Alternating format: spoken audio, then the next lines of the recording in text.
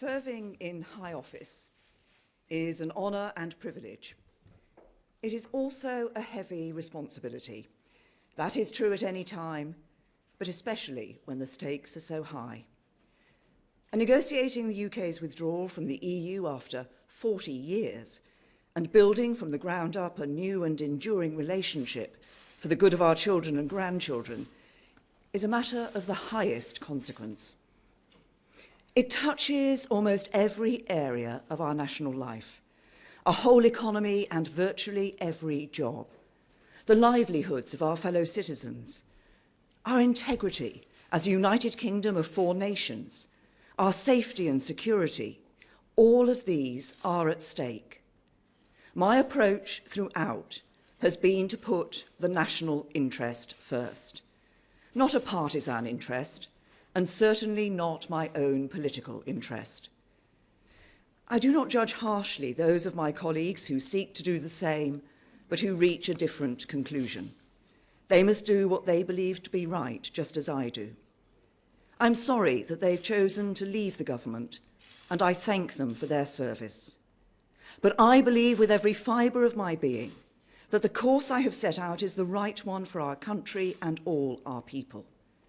From the very beginning, I have known what I wanted to deliver for the British people, to honour their vote in the referendum.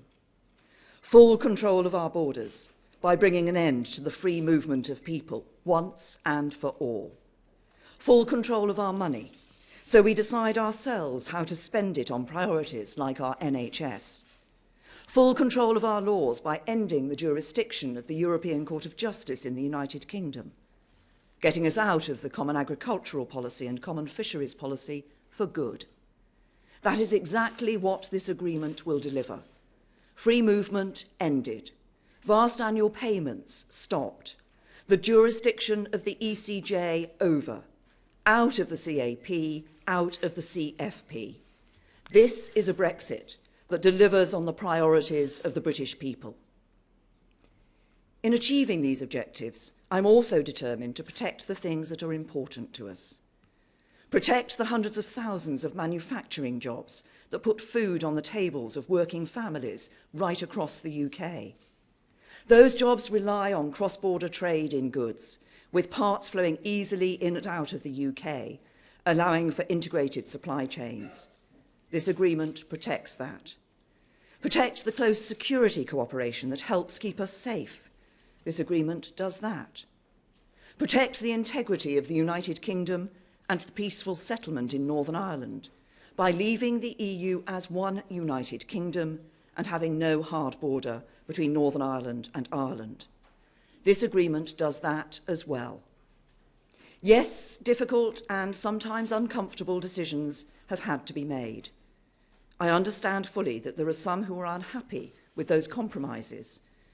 But this deal delivers what people voted for, and it is in the national interest. And we can only secure it if we unite behind the agreement reached in Cabinet yesterday. If we do not move forward with that agreement, nobody can know for sure the consequences that will follow. It would be to take a path of deep and grave uncertainty when the British people just want us to get on with it. They are looking to the Conservative Party to deliver a Brexit that works for the whole UK, a strong economy that keeps jobs safe and wages rising, and first-class public services we can rely on, an NHS there for all of us, great schools for every child, and the homes that families need. That is what the people we serve expect, and that is what we owe it to them to deliver. Goodness me, you normally put your hand straight up after the... Laura.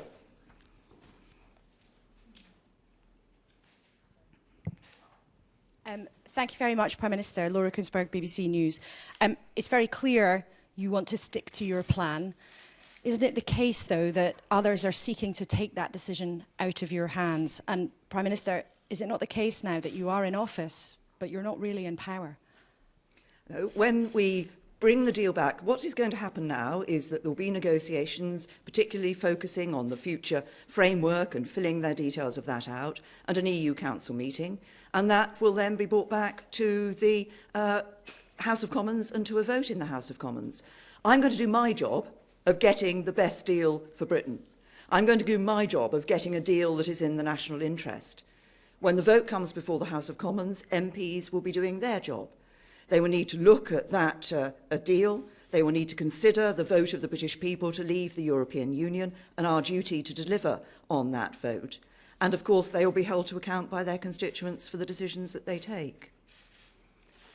Tom. Thank you, Prime Minister. Tom Newton-Dunn for The Sun. Prime Minister, if there was a confidence vote held in your leadership of the Conservative Party, do you think it's in the national interest for you to fight it? And if you win by only one vote, will you carry on as Prime Minister? Leadership is about taking the right decisions, not the easy ones.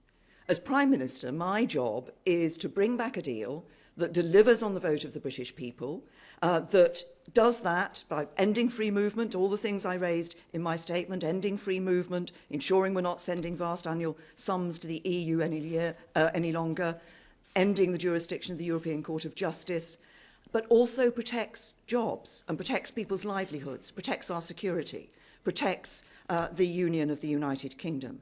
I believe that this is a deal which does deliver that, which is in the national interest. And am I going to see this through? Yes.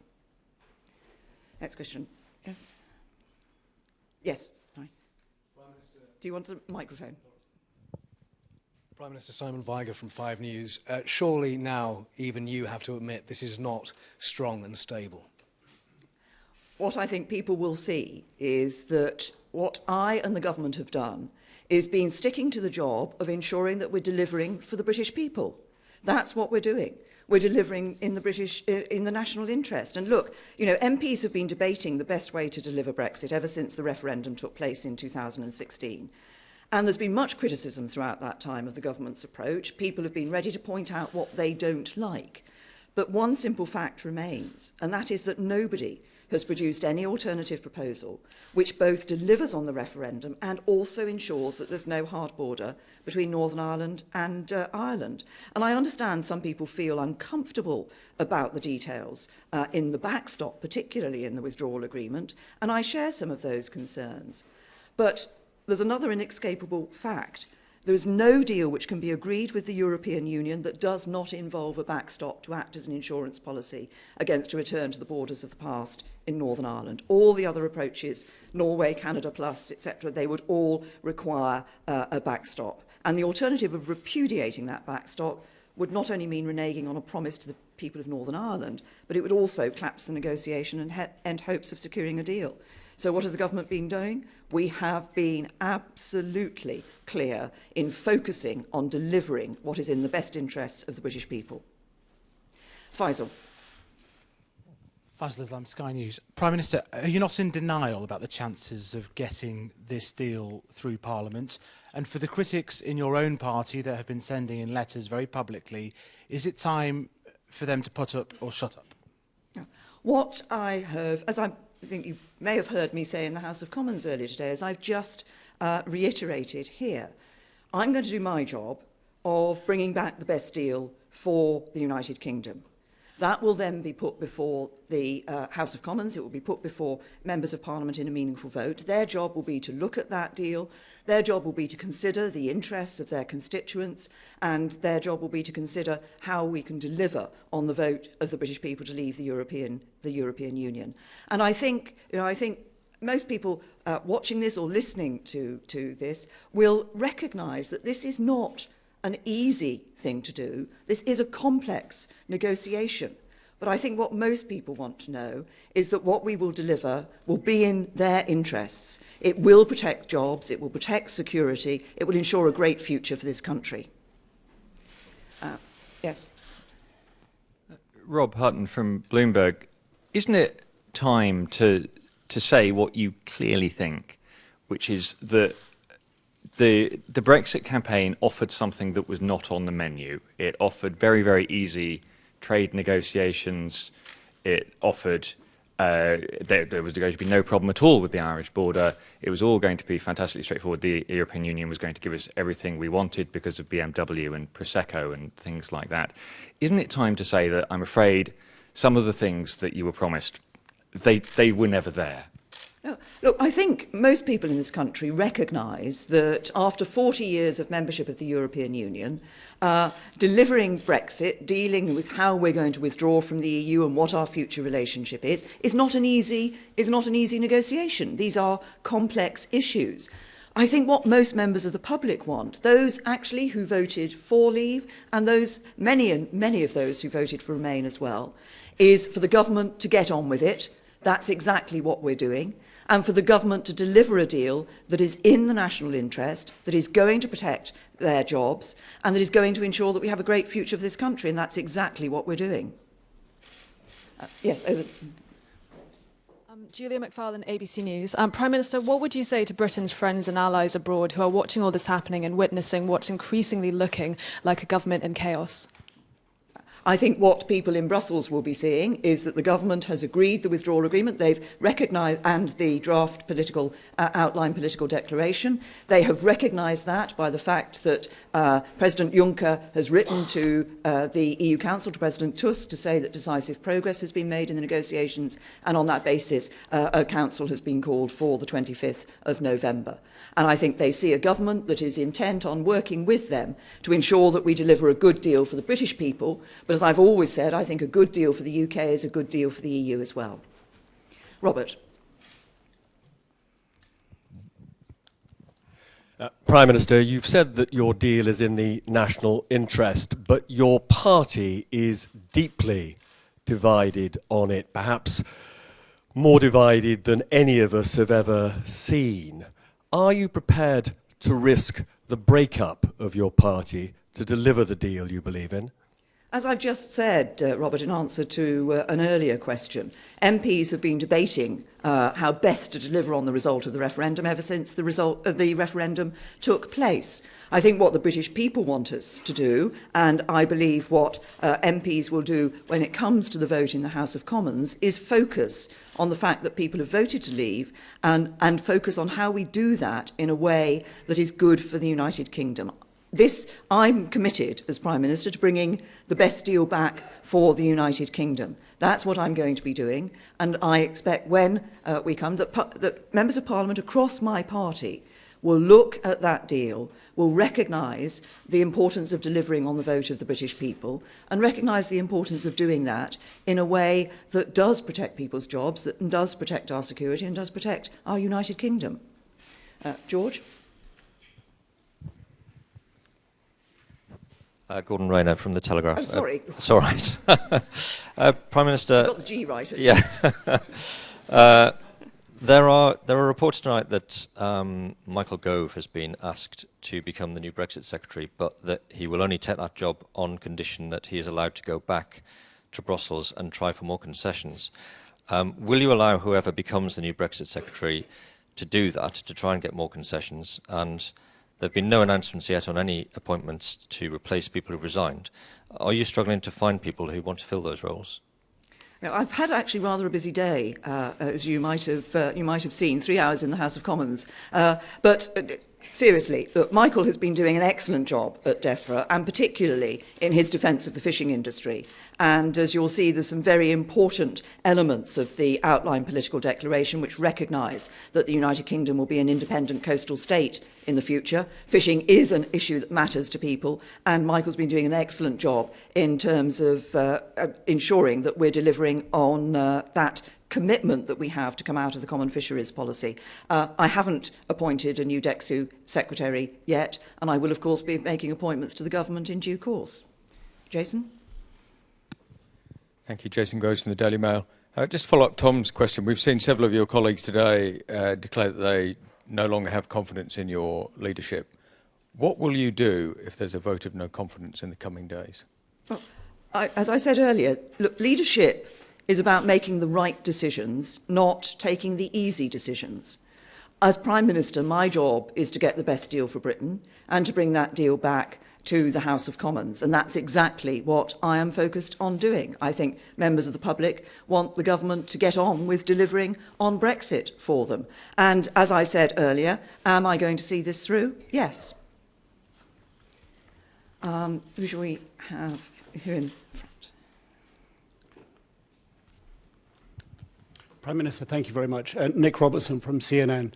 You've talked about leadership as being the position of taking hard decisions, the right decisions, that some of the choices have not been easy. Would you share with the country now some of those decisions that you personally have found have been the hard, tough, not easy decisions to take? Well, in relation to the deal that we're looking at, there's, as I've said before, I recognise there are concerns about the backstop. That is an issue, and I share many of those concerns. And the decision to go forward and on the basis that we have was not an easy one. There was a very good and impassioned debate that took place in the Cabinet yesterday over these issues. But overall, looking at the national interest, we agreed as a Cabinet and as a government that the deal that we have is the right one to proceed with, to go to the next stage of the negotiations, and obviously those negotiations will lead up to the EU Council on the 25th of November. Mesa?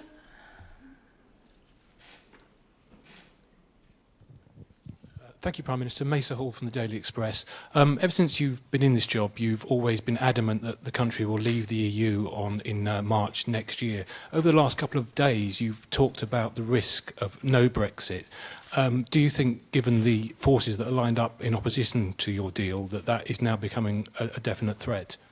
Well, there were a number of members of Parliament who stood up in the House of Commons today and said that their view was that staying within the European Union was the right thing to do. I disagree. We gave the vote to the British people. Parliament overwhelmingly gave that vote to the British people to decide whether or not to stay in the European Union. The people voted to leave, and I believe it is our duty as a government, I believe it's our duty as members of Parliament to deliver on that vote of the British people. And we will be leaving on the 29th of March 2019.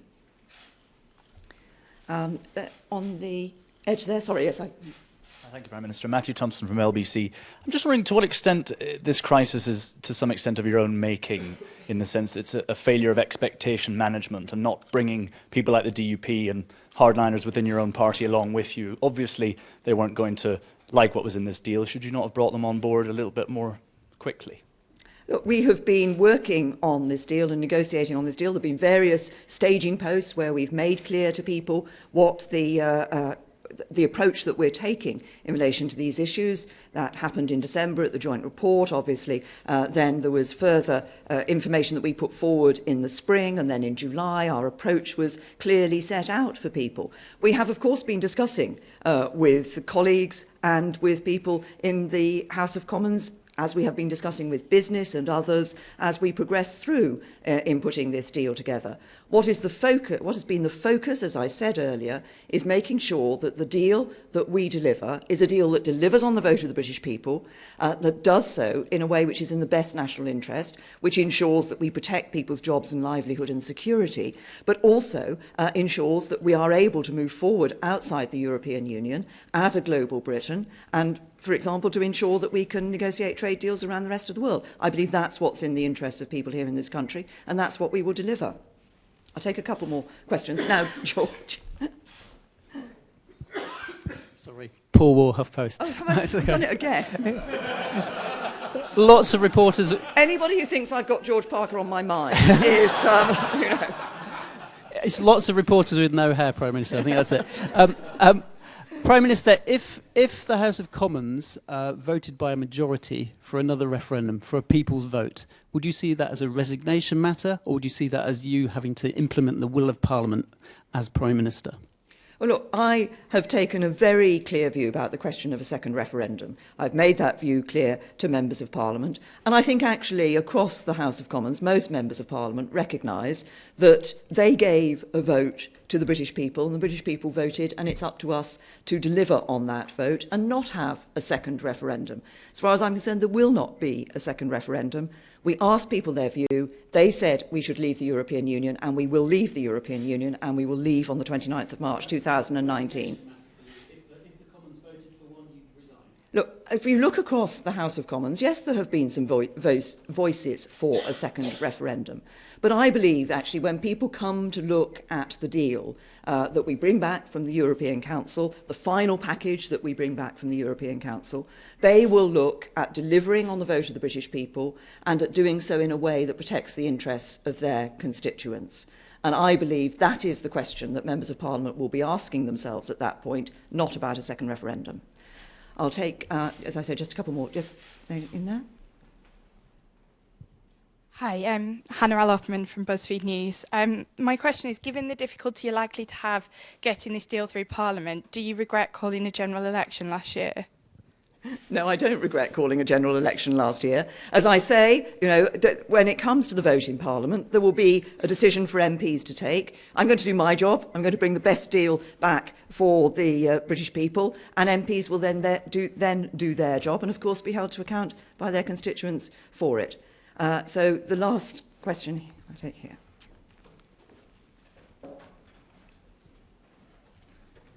Thank you. Joe Waltz, The Independent. Prime Minister, you're a cricket fan. From the outside, it looks like, at the moment, you're a long, long way off getting the number of runs that you need, but your batsmen are dropping like flies. Is there any number of wickets that will fall in your cabinet before you resign as captain? Well, can I just say that you might recall from previous comments I've made about cricket that one of my cricket heroes was always Geoffrey Boycott. And what did you know about Geoffrey Boycott? Geoffrey Boycott stuck to it, and he got the runs in the end. Thank you.